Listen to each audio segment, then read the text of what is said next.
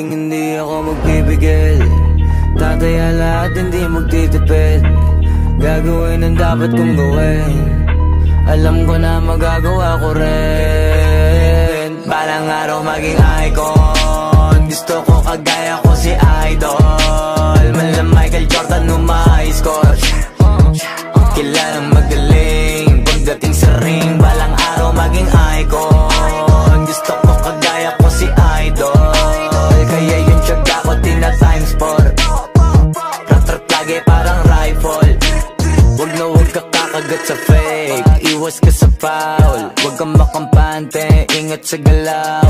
Wag puro atake, aralin dumipensa. Minsan din depende yan kung paano ka pumwersa. Minsan kailangan pabay ng pasensya. Isa yan sa mga pangunahing diferensya. Pag natambakan ka na doon ka mag-apit. Pero pag nakalaman ka na nakakampante, sana kuha mo yung punto. Mula simula hanggang sa dulo. Dapat isagad mo yung laro mo. Dapat lagi nakatuto kada minuto. Balang araw maging icon. Gusto ko kagaya ko si Idol. Mala Michael Jordan nung ma-high score.